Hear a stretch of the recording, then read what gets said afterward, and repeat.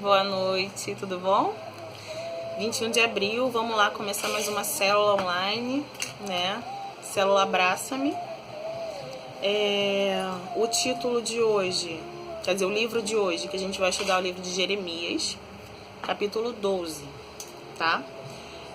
O título da palavra de hoje é: para ter uma boca santa, precisamos mudar nossa essência. Ou seja, para ter um coração santo, precisamos mudar a nossa essência. Aí você pergunta: Carol, a essência pode ser mudada? Pode. Pode, porque a essência ela é o que é mais básico.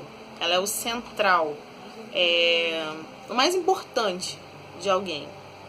Então, assim, você pode valorizar muito uma coisa hoje, mas amanhã você pode estar valorizando outra. Ou seja, a sua base, ela pode ser mudada, tá? A sua essência, ela pode ser mudada, graças a Deus, fique tranquilo, você tem salvação ainda, assim como eu. Temos jeito. Então vamos lá, versículo 1 do capítulo 12. Podemos perceber uma indignação de Jeremias. Ele questiona a Deus: por que os ímpios prosperam? Você já perguntou isso pro Senhor? Peraí que eu vou ver lá. Filha. Então, obrigada. Você já fez esse questionamento a Deus? Por que os ímpios prosperam? Por que os 7-1 da vida prosperam? E Jeremias, ele pergunta isso para Deus com muita indignação. No versículo 2, Jeremias diz: chegado estás à sua boca, mas longe de seus corações. O que Jeremias quer dizer aí? Que Deus está muito próximo da boca dessas pessoas, mas muito longe do coração delas. Ou seja, eles falam muito de Deus o tempo inteiro, nome de Deus, em nome de Deus você deve fazer isso, enfim. Só que está longe do coração delas, elas não conhecem Deus na intimidade delas. Nessa frase, a gente consegue perceber que Jeremias se refere àqueles que usam o nome de Deus, mas que não têm Deus no coração, e mesmo assim prosperam. Indignado, Jeremias, no versículo 3, pede a Deus que os matem, pois ele vê o mal que esses homens e mulheres causam à nossa terra. Jeremias, ele consegue perceber a maldade que há naquelas pessoas que usam o nome de Deus em prol de si, em prol de interesses próprios. Ele consegue perceber que essas pessoas que usam o nome de Deus, que não tem Deus no coração, essas pessoas matam espiritualmente, fisicamente, elas matam. Carol, dá um tiro em alguém? Não. Elas podem pressionar uma pessoa com uma palavra da Bíblia fora do contexto, e aquela pessoa ela pode entrar em depressão. Isso já passou para o físico, psicológico. Aquela pessoa pode ficar mal, deixar de comer e adoecer realmente. Por quê? A Bíblia, ela é uma arma poderosíssima. E a gente precisa saber usar a Bíblia da maneira correta. Porque se usarmos a Bíblia da maneira errada, nós vamos matar pessoas. E a Bíblia, ela foi feita para trazer vida, para trazer esperança e não morte. E Jeremias se indigna com as pessoas que usam a Bíblia para matar. E pergunta para Deus: caraca, Deus, mata esse povo. Por que você não mata essa gente? Por que eles ainda estão aqui? Por que essas pragas ainda existem? Mas no versículo 5, Deus responde a Jeremias. Deus adverte a Jeremias, lembrando a ele que em sua casa há problemas e ele não resolveu. Então, como ele quer resolver um problema que é muito maior que está na casa dele?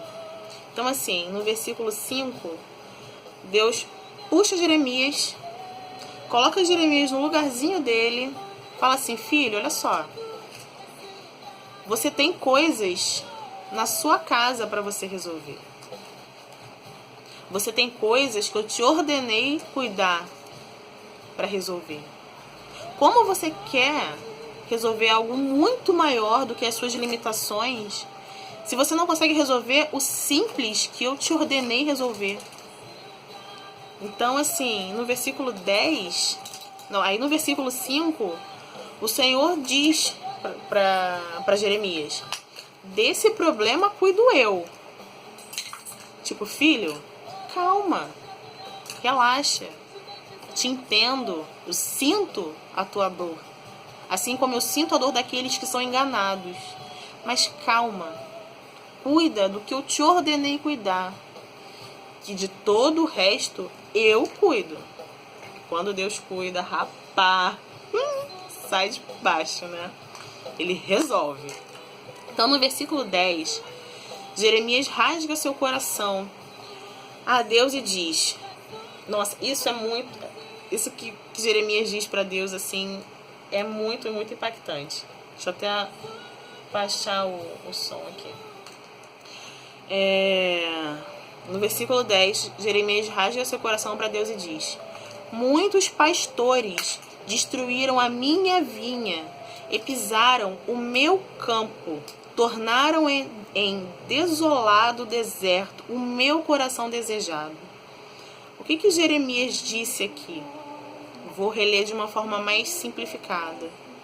Deus, muitos pastores, muitos líderes destruíram minha felicidade e pisaram no meu coração, tornaram em desolado deserto, em dor, tristeza, sofrimento, o meu coração desejado, Senhor. O meu coração desejado é o que eu tenho de mais valioso, de mais importante. Eles destruíram isso. Então eu vou falar uma coisa aqui pra você. Se você, como Jeremias, já sentiu isso no seu coração, algum líder destruiu o seu coração, destruiu a sua felicidade, entrega essa dor nas mãos do Senhor. Não se prenda a isso, não limite a sua vida a isso, a sofrer por essa pessoa que te fez sofrer.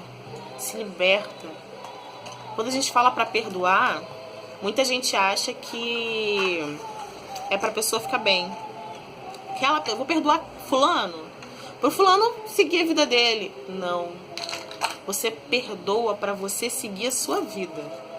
Você perdoa para tirar o peso das suas costas e continuar a viver leve, com felicidade. Então, perdoe. Lava seu coração disso.